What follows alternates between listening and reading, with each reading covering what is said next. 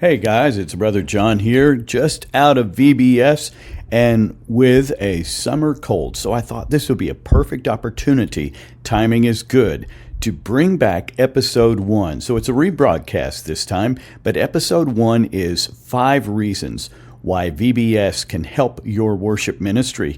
And this is the very first podcast of the Monday Morning Worship Leader. I hope you enjoy, and I'll be back with a brand new episode next week. Hi, it's John Francis here, and welcome to this very brand spanking new podcast called the Monday Morning Worship Leader. Sunday evenings, Sunday afternoons, I am full of energy and physically exhausted, just like you are on Sunday. And so I thought it would be a good opportunity to just share thoughts. I have been doing worship leading for over 30 years.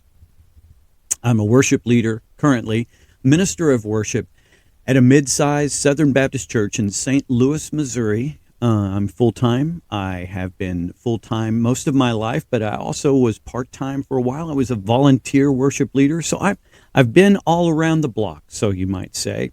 Have a PhD in worship arts, and so this is something that has been a passion of mine and that I have studied for years and years and years. And so I'm just so glad to be able to just talk about the thing that I love, which is worship leading.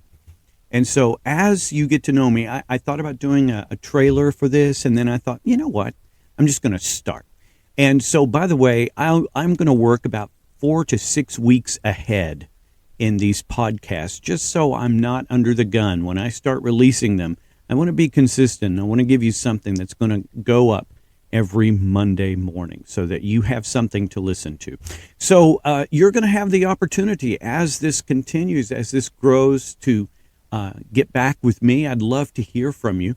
Right now, if you wanted to, you can put down just my email address. I have a personal blog and email, and we'll use that for right now, but I'm sure that once I get the podcast up and running and going smoothly, I can change that. But if you want to get hold of me, I'm at John, John, at biblicaltrumpets.org. Biblicaltrumpets.org. That's where my blog is. That was the website I created as I was working on my dissertation, just kind of just a site that I talk about trumpets in Scripture.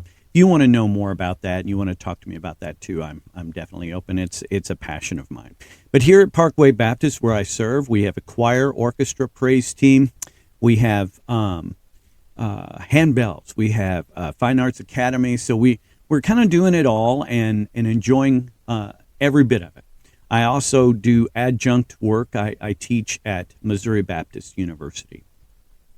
So today, let's get right onto the subject matter. And you're going, okay, we're in the throes of winter. Why in the world would we talk about Vacation Bible School? Because just like your Christmas music, you start working on that in May, June, and July, don't you? You start picking it out. And then by August, September, you're introducing it to your people. You need to think the same way about Vacation Bible School. And today we're going to talk about the 5 benefits of Vacation Bible School to your worship ministry. So hang on.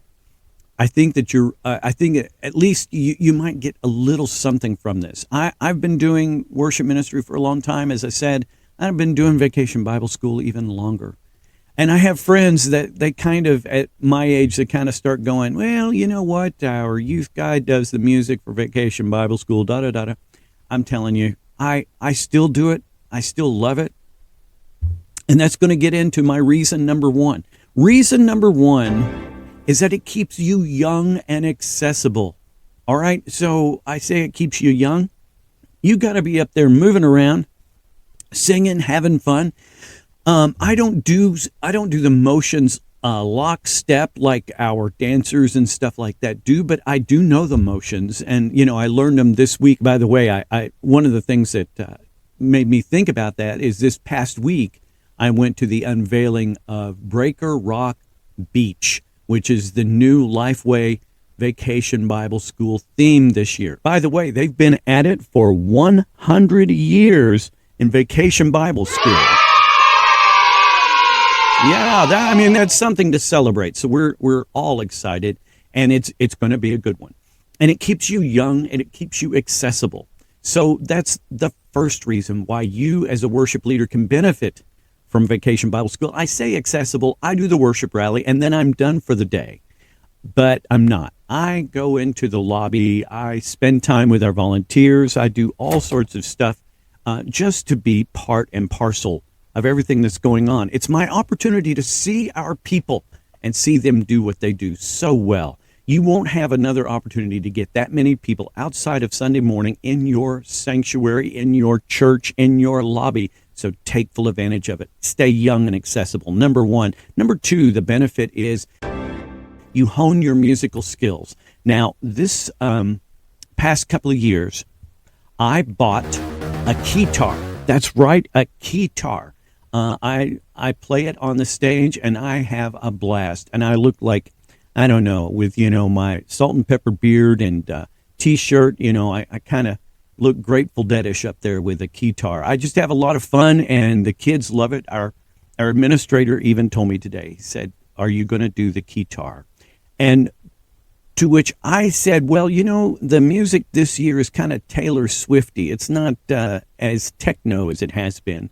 And he goes, "You're going to do the keytar." And I said, "Yes, I'll do the keytar." So absolutely, I'll do that. But I orchestrate, at least one of the songs for my orchestra, which I don't know is necessarily legally the right thing to do, but I think I'm okay as long as I use it within the confines of my church, and we're paying for the licensing. So I'm okay, I think. But I do orchestrate one VBS song. We play it on Sunday morning with the orchestra, and we have a great time with it. So the number two benefit is you hone your musical skills. Number three is you incorporate many talents. You have dancers, you better. You have dancers, you have singers. Now, for instance, for me, if you're like me, you're a guy, and I'm a guy worship leader, and a lot of our music does not work well with a guy's voice. So I have usually ladies that sing along with me as well, so they can be right there in the range of the children and of the music. And so it's good to have many talents. We have a live band with it. You can also, going back to number two, honing your musical skills, you can also contact Lifeway for STEM files for the Vacation Bible School music as well. Use Ableton or something like that. I'm not a big STEM file guy, but sometimes it's nice to have them for some of the special effects in some of the songs.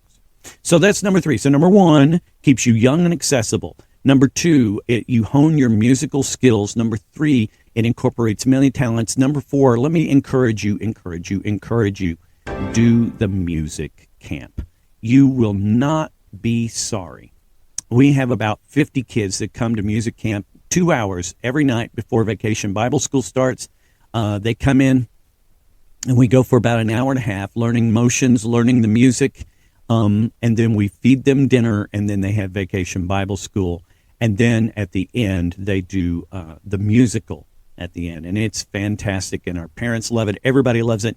And it's an opportunity to feed into these children that can possibly feed back into your music and children's ministry during the school year. So do the music camp. I know it's a lot of churches don't do it anymore, but trust me, I think you'll really, really enjoy doing it. Number five, and I'm making up a word probably, but it's calendrical. It's formative. It's cyclical. Every year you do Vacation Bible School. It's just like Christmas. It's just like Mother's Day. It's like Easter. Every year you do it, and it forms a cycle, and it's formative, and it's good for the life of your church. And if it's good for the life of your church, it's good for the life of your worship ministry, good for you. So take full advantage of it. So here are the five benefits, and there are probably more, but these are five that I jotted down this week.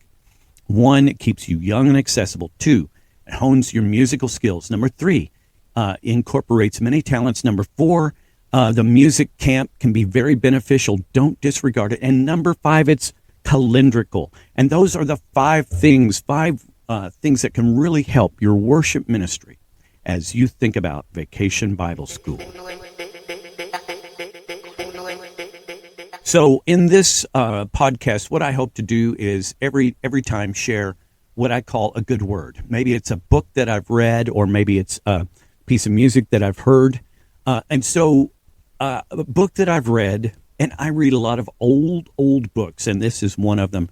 One that I read just recently for the first time that I'm going to read again and again is The Rule of Saint Benedict. Now, let me give you the background. The context of this is you've heard of Benedictine monks. Well, Saint Benedict is kind of the father of monasticism. And while I'm Baptist, certainly I'm not a monk, not Catholic, not any way, near, shape, or form of that ilk. Reading this book really, and it's a short book, really made me think about discipleship. So in the Rule of Saint Benedict, it's really kind of a guidebook, a spiritual guidebook for people going into monasticism. And, the table of contents, and there are many chapters, but they're like one-page chapter.